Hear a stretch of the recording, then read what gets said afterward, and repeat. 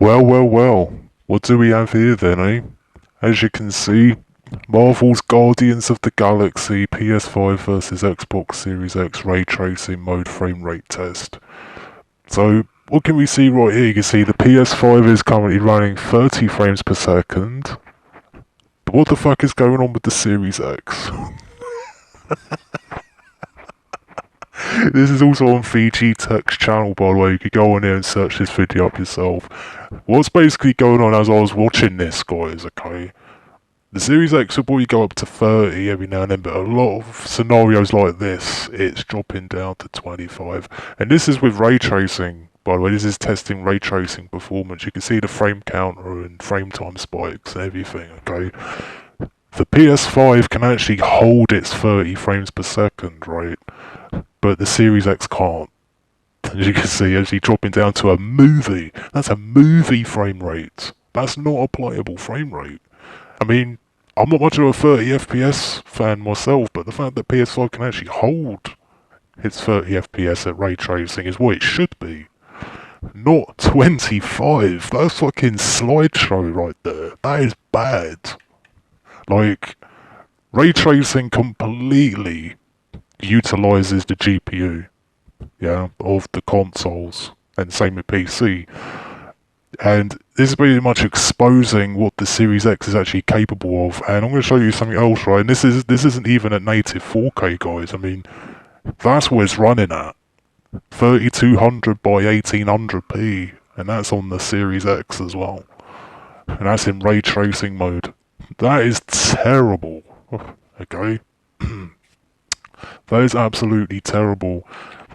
And let me show you welfare gamers something, okay? You Xbox welfare games, I think I just pirate games all the time. I mean, look at all this Steam loader. You can't pirate all these games.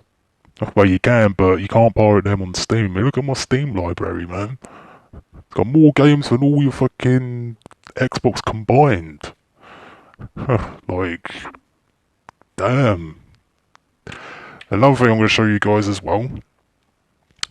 This keyboard right here costs £120. This is a Razer Black Widow Chroma keyboard. By the way, this has the green switches on it. That's £120 on its own. And that is my Razer Mamba TE mouse. That goes for £80, okay? And of course, got the Xbox controller, which I like to play all your Xbox exclusives on. You know, because I could play it on my PC with much better frame rate and graphics, which leads me to another thing.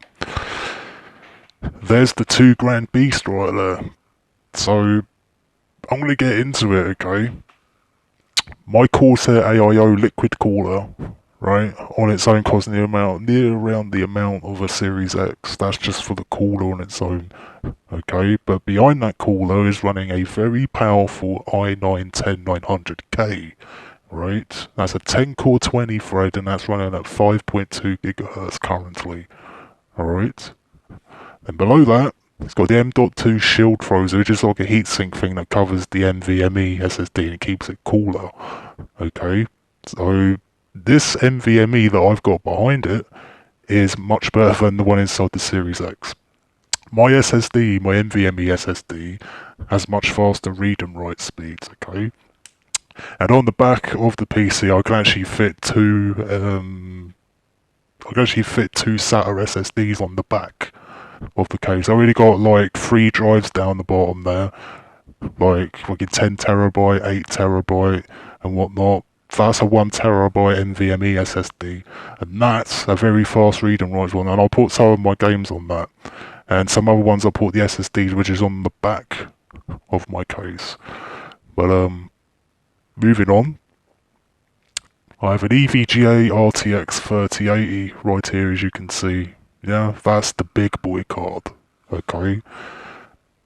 This can do Guardians at 4K 60 plus ultra max settings.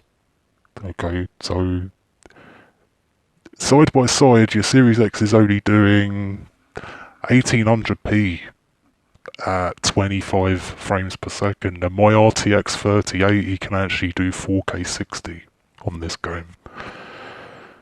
So, and that's also got DLSS support, by the way. So if I wanted to use ray tracing, I could turn DLSS on, and I'd still get a much higher frame rate. than you. So, yeah, Xbox got no games for life, and RTX 3080 is better. This is Chris J. I'm out. Peace.